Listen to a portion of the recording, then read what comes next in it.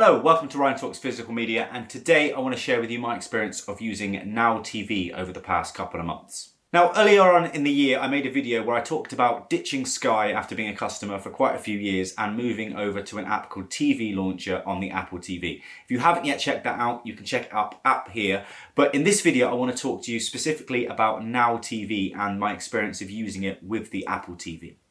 As always, if you are new here and you love all things physical media and tech, please hit that subscribe button, give this video a like and join me down in the comments. Since ditching Sky earlier on the year, there hasn't really been anything I've really missed about it. However, recently there's been a couple of shows that have been shown on Sky that I've wanted to check out, so I thought it'd be a perfect time to give nowtv another go. I tried it many years ago, but I thought I'd give it a go on my Apple TV and see how I got on. But before we get into my experience, let's have a quick look at what nowtv is, how much it costs and what they offer.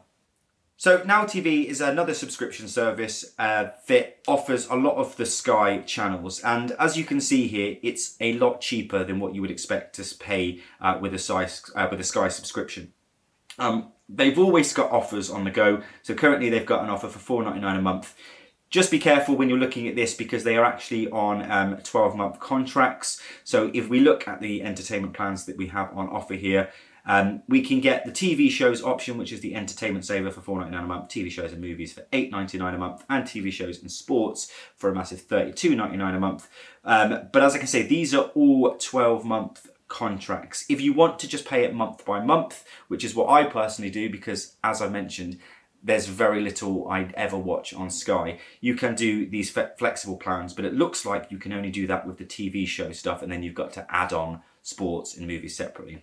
And that's $9.99 a month, but you are not tied into any contracts with that.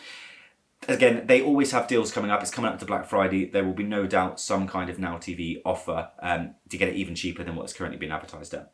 Now, when it comes to what channels you get, think of all the sort of things like Sky Atlantic, Sky Max, those sorts of things, Sky Cinema. Again, Sky Cinema would have to be added on as a subscription. But once you go through, and I'm just going to go through here with the TV show plan, which is what I've got. Once you select it, again, you think you're paying $9.99 a month, and essentially you are, but you are stuck on the standard subscription, which is a 720p resolution, which again, I've mentioned in my Sky video earlier. In 2025, it is insane that not everything is HD. Didn't HD launch officially properly in like 2012? But anyway, you can only stream on one device and it includes ads with stereo sound. I don't think that particular plan is for anyone personally. I have currently the Boost plan, which is your 1080 Full HD, 2 devices, ad-free and 5.1 surround. I have tried, I used the 1 month free trial here for the Ultra Boost, which is 4K, 3 devices and Dolby Atmos. And again, I'll share my experiences with each of them in a second as we go through. So let's say I wanted to add this 1 month free trial because I've got nothing to lose. I then have the option to add a 7-day trial of cinema, which again is then $9.99 a month after that. So I have never been a fan of Sky Cinema. I think their selection is always a little weak. The quality of the films have never been, as in picture quality, particularly on the old Sky Q box, was never that great at all. You know, you can get, if you want to buy your movies, you've got the Apple Store. I've always found that they look the absolute best, and you know, you've got all the other streaming services. But there's a 7-day free trial, so if it is something that you want to try, knock yourself out. But I'm gonna maybe later. So it's now come to the point where I can create an account, and again, that's obviously $9.99 a month plus the free trial of the Ultra HD, which is then going to be $9.99 a month. So you're looking at £20 a month if you are going to be paying, well, just under £20 a month, if you're going to be wanting that 4K experience with no contract and have access to all the Sky channels. You can, as I've mentioned, get it much cheaper by tying yourself into a 12-month contract. So again, if that same plan would be $4.99 a month plus $9.99, so you're looking at about £15 a month, just under, if you tie yourself into 12 months, and that's with the 4K and the TV show package. So that's all the offerings from nowtv. Again, the main appeal to me is the lack of contracts. Yes, I know that they offer the 12-month contracts, and that's not something that I am going to do, but that fact that I could do 1 month when I want to watch a couple of shows, pay for that month, then cancel it, that's the appeal to me. So that's the overview of it, but now let's take a look at what it's like to use on the Apple TV. So here's the Apple TV app for nowtv, and it's laid out nicely. You know, you've got your menu on the left here with all our different categories. I can't see a way to get rid of HeyU. HeyU is another subscription service that you can add on to Now TV. It's got lots of reality TV shows, but again, I'm never going to want that. So it'd be nice to be able to custom this, but I couldn't figure out a way of doing it. You can add user profiles again, which is a nice touch. Something I'm pretty sure the old version of Now TV that I had couldn't do. Many years ago when I had it, it was just one profile and that was it. On your home screen, obviously you'll have all your trending things here. And what you'll notice down here, particularly on this one, Mickey 17 in the corner there, you can see a little lock symbol in the top left. That is because it is not part of my subscription. I only have the TV subscriptions. TV subscription, again, you can see here, I've got the lock at the top just there where it says The Woman in the Yard. There's a little lock there. As we go through, now we start with movies. Again, you have the option to add the membership within the app. So you can click, and if you want to add your subscription to movies, you can. It tells you how much it is. You get a 7-day trial, but it's $9.99 a month. One thing I do not notice, it doesn't tell you, so looking here in the top there, like it would on Netflix, it doesn't tell you if it's available on Ultra HD and if it's Atmos. I'm assuming pretty much all the movies are, but don't quote me on that. It's not something I have tried with the Now TV.